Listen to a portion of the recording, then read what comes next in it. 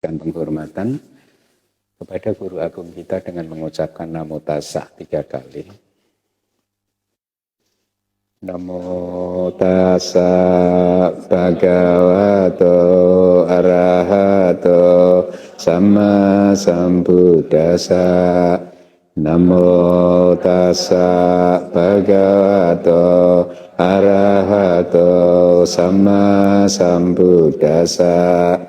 Namo Tassa Bhagavato Arahato Sama Sambuddhassa. Baik, Suki Hontu, Seale, para upasaka dan upasika sekalian. Semoga Anda semua dalam keadaan sehat, damai, dan bahagia. Pagi hari ini saya akan menyampaikan Dhamma, ya.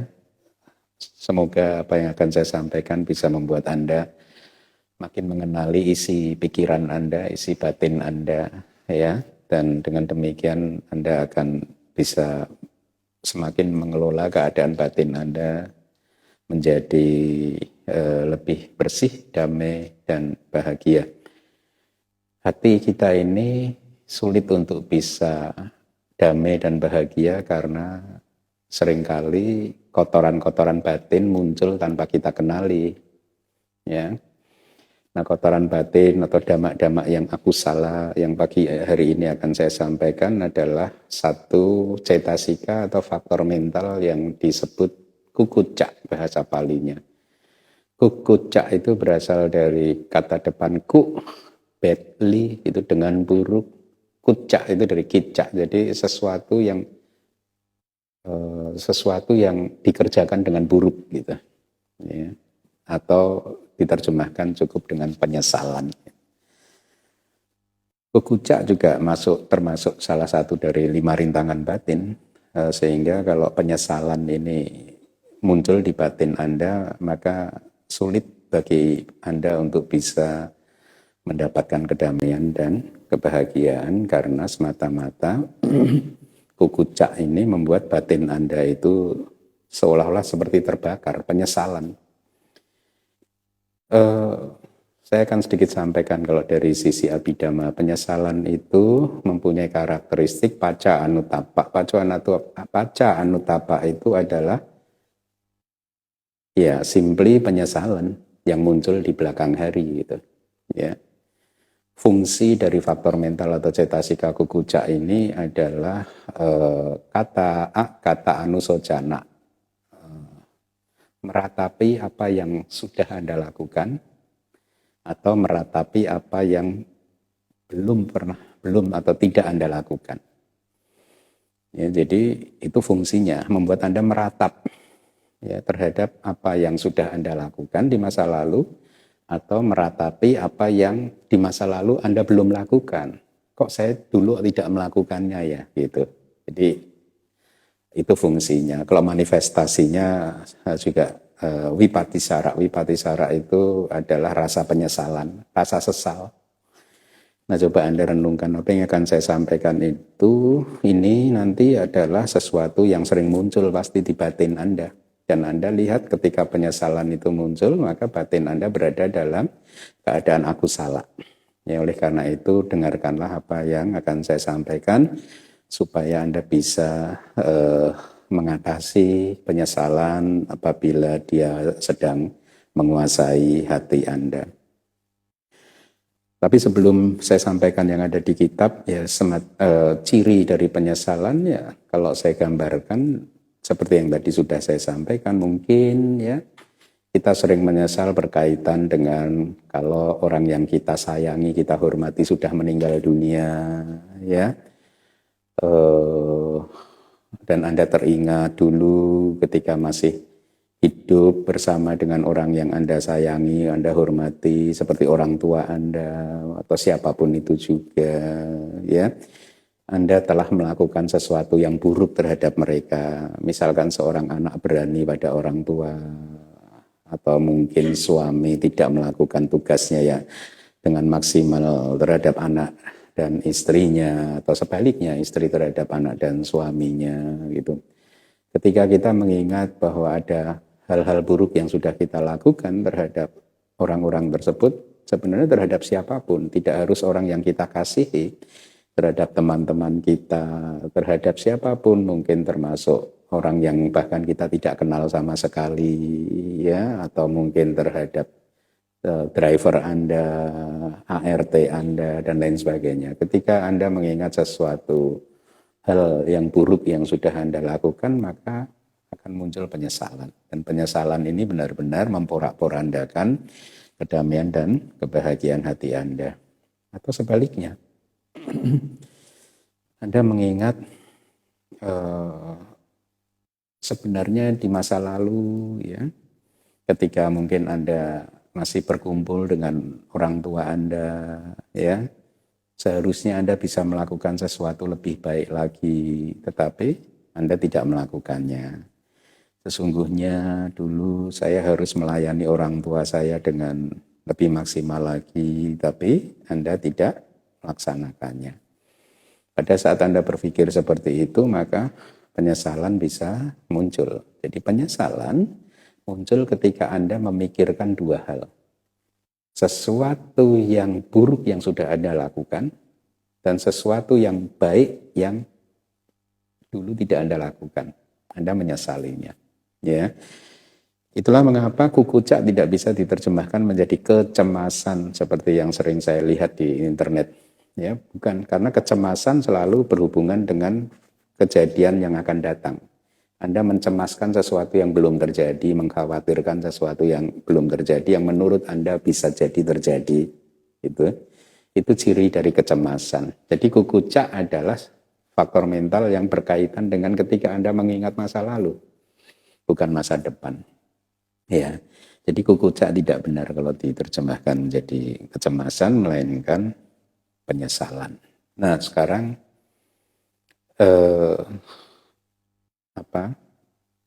saya akan coba rangkumkan dari berbagai sumber gitu ya, cara untuk bisa menghalau penyesalan. Ya. Penyesalan ketika menguasai batin kita, apalagi dalam waktu yang berkepanjangan, benar-benar sangat menyiksa, karena itu memang ciri dari kilesa. Kilesa itu adalah energi batin Anda yang torturing your own mind, yang menyiksa batin Anda. Semua kilesa, yang menyiksa. Termasuk sebenarnya nafsu Anda terhadap lawan jenis, nafsu Anda terhadap yang bersifat ragawi, jasmaniah, itu semua sebenarnya kelihatannya enak, tetapi sesungguhnya dia menyiksa batin Anda, dan itu akan terjadi ketika Anda berhasil dalam berwipasana. Anda akan mengamati fenomena-fenomena seperti itu dengan jelas. Jadi apa yang Anda anggap enak pun ternyata menyiksa batin Anda. Itu sifat dari kilesa. Ya, nah kukucak, penyesalan juga salah satu dari kilesa-kilesa tersebut. Jadi sangat menyiksa batin Anda. Ya. Nah, cara melenyapkannya ada 3 yang akan saya sampaikan. Yang pertama adalah dengan mempraktekkan yoniso manasikara.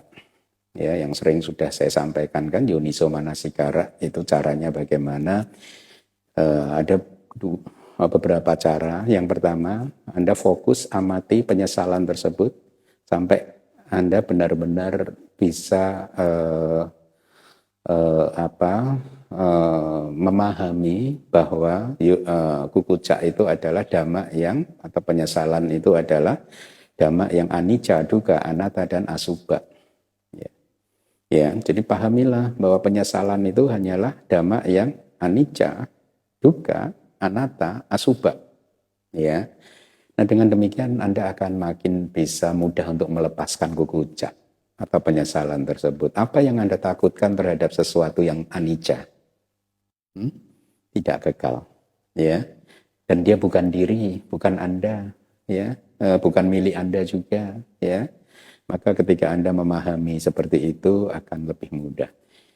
Nah, berkaitan dengan yoniso manasikara, perhatian yang bijaksana atau pertimbangan yang bijaksana, oleh karena sifatnya itu mirip dengan kebijaksanaan, ya, itulah mengapa kadang diterjemahkan atau diartikan sebagai kebijaksanaan.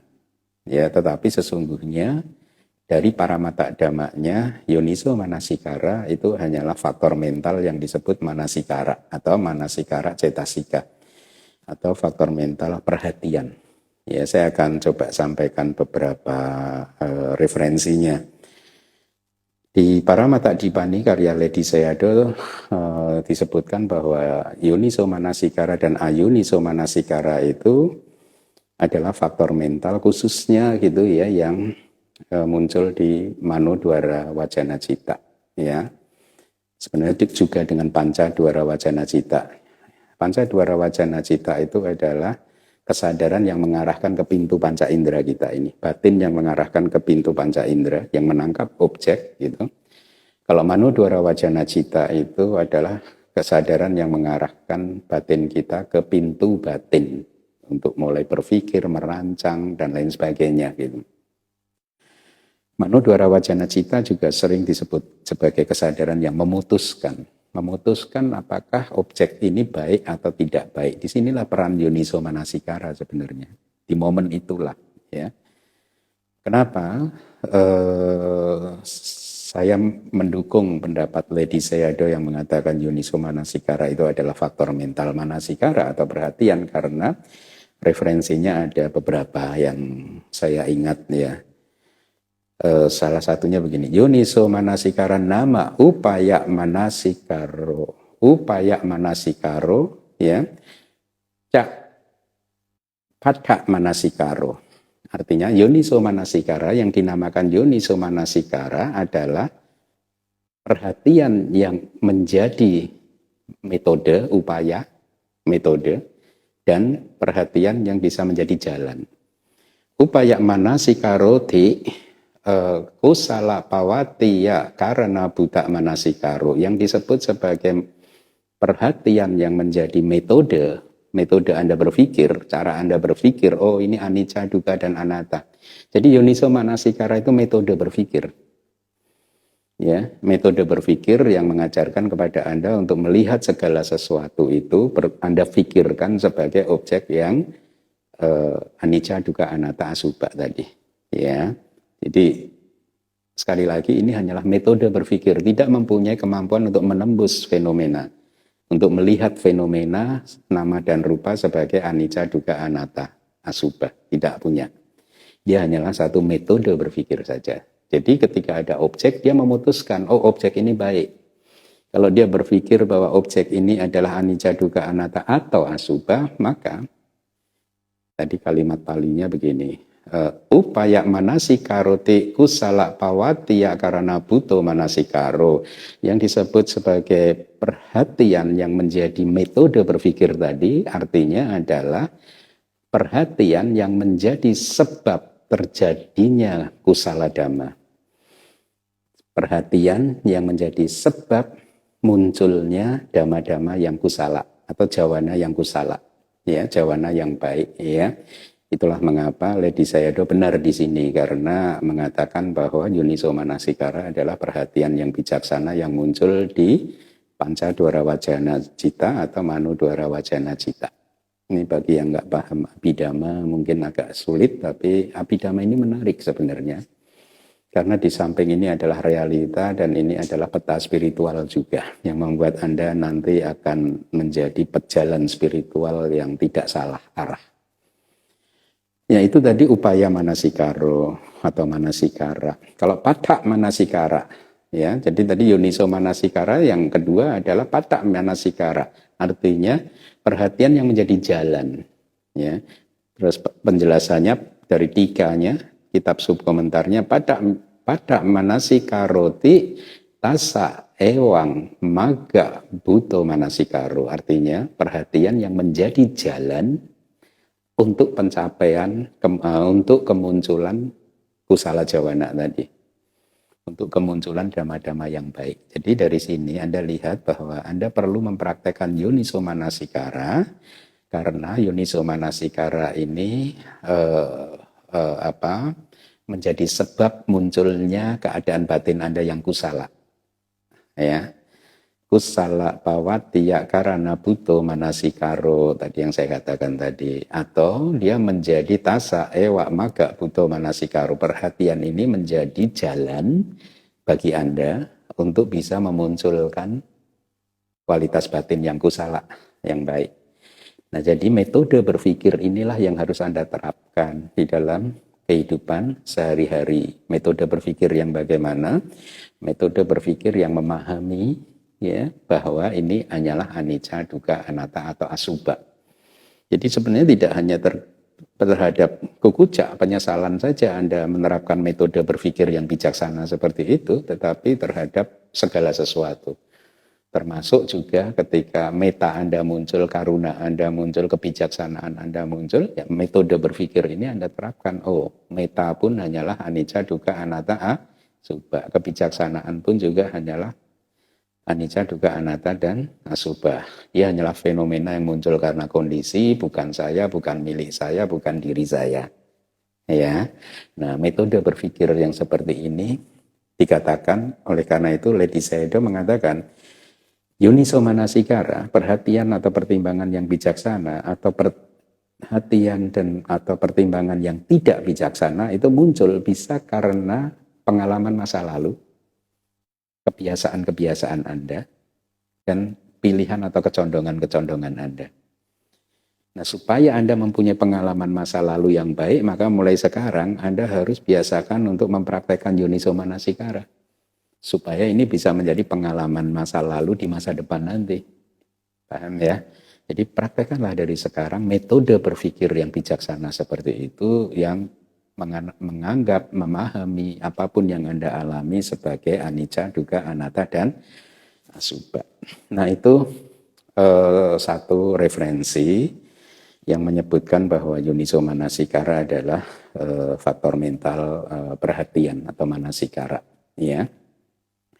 Referensi yang lain adalah seperti ini. Kalau nggak salah di Samyutta Nikaya itu ada kalimat kata menawa bahukara. Yang manakah atau 9 hal yang sangat bermanfaat itu yang mana? Yang manakah 9 hal yang sangat bermanfaat? Gitu. Jadi di sutta ini Buddha mengatakan ada 9 hal yang sangat bermanfaat. Nawa yuniso manasukara mula ka dhamma. Jadi 9 dhamma ini tadi yang bermanfaat ini tadi. Yuniso manasikara mula ka artinya berawal atau berakar atau berawal dari yuniso manasikara. Ya, jadi yuniso manasikara itu penting sekali. Saya ulangi, nawa yuniso manasikara mula ka dhamma. 9 dhamma ini yang akan saya sebutkan nanti itu berawal atau berakar ya di yuniso manasikara. Artinya 9 dhamma yang bermanfaat yang Anda harus berjuang untuk bisa memunculkannya itu harus diawali pertama dengan yuniso manasikara. Ya. Kalimatnya kemudian berbunyi seperti ini, 9 dhamma itu. Manasikaroto pamojang jayati. Ya, pada seseorang yang memiliki perhatian yang benar, pamoja itu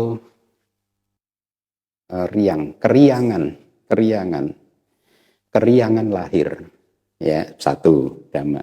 Jadi pamoja itu muncul dari yuniso manasikara.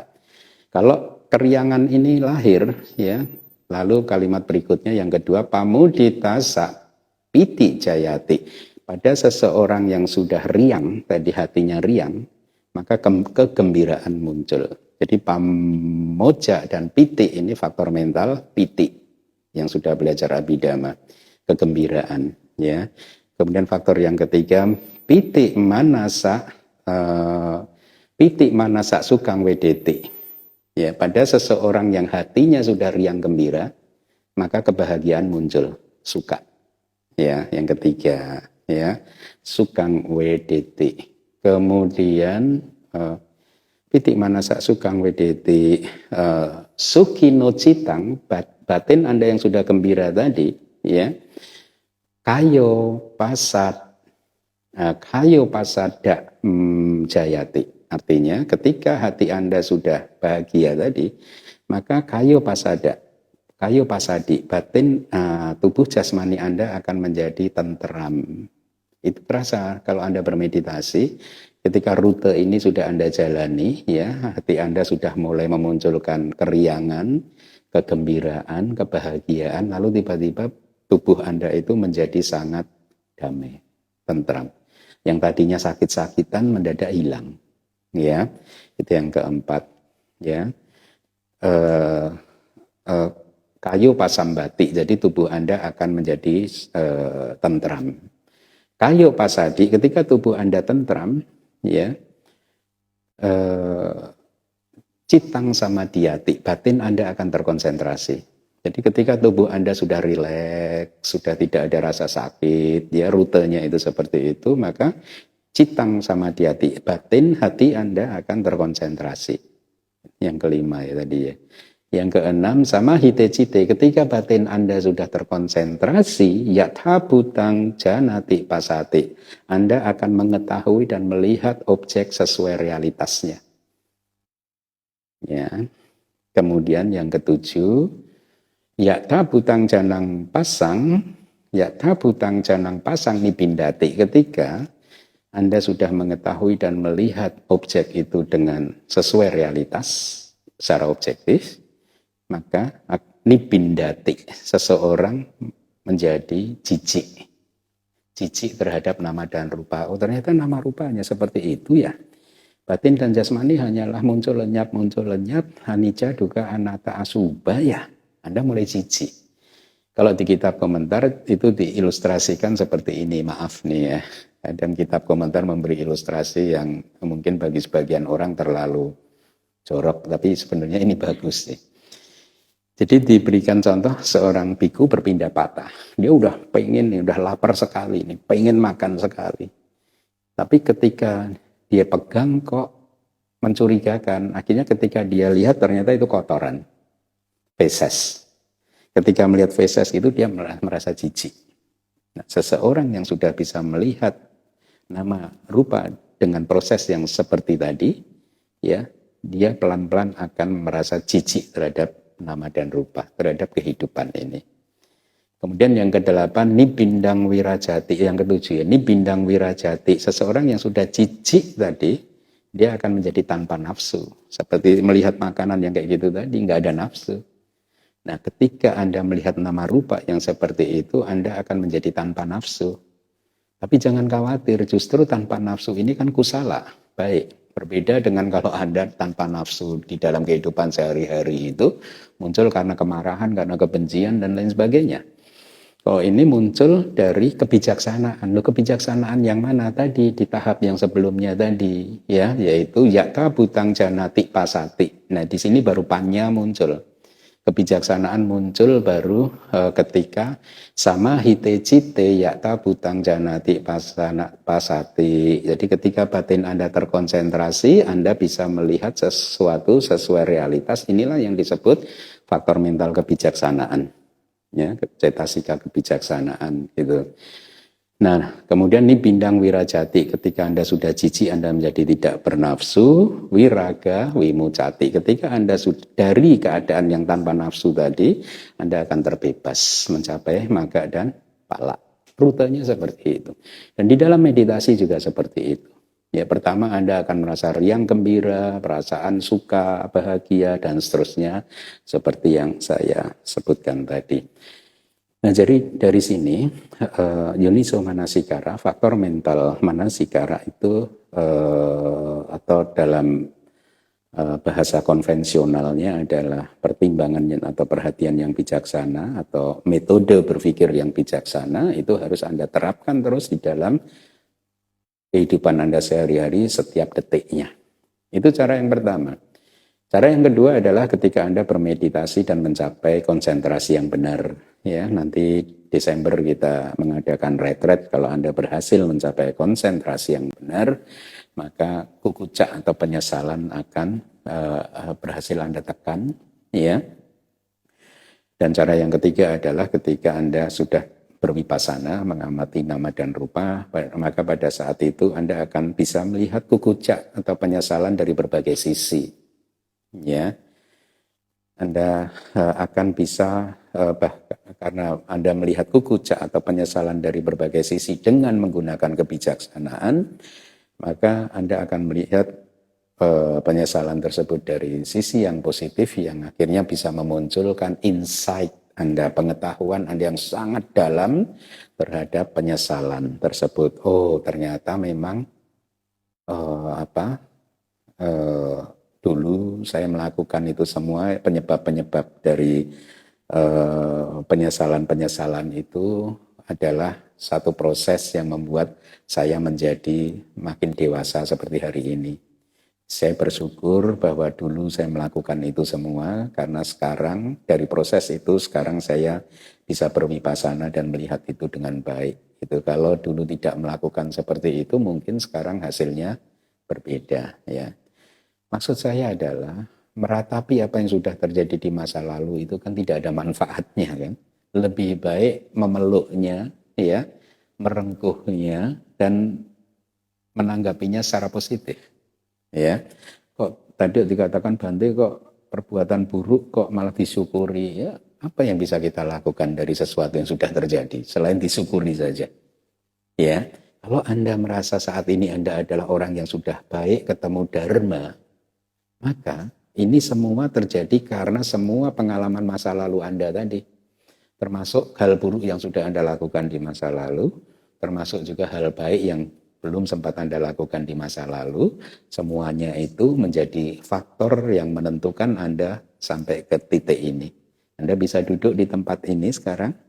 Kalau Anda merasa bahagia sekarang, maka sudah semestinya Anda mensyukuri semua pengalaman masa lalu Anda. Kenapa? Karena semua pengalaman masa lalu Anda yang telah membuat Anda bisa duduk hari ini di sini. Tanpa pengalaman masa lalu, mungkin Anda nggak bisa bertemu saya. Nggak ketemu saya, nggak mendengarkan kitab suci. Ya, oke. Jadi belajarlah, terapkanlah metode berpikir yang positif, berlatihlah samatha dan vipassana. Dengan demikian maka tidak hanya Anda akan mampu mengusir penyesalan, tetapi juga mampu mengusir kilesa-kilesa yang lain. Demikian dari saya, mudah-mudahan bermanfaat.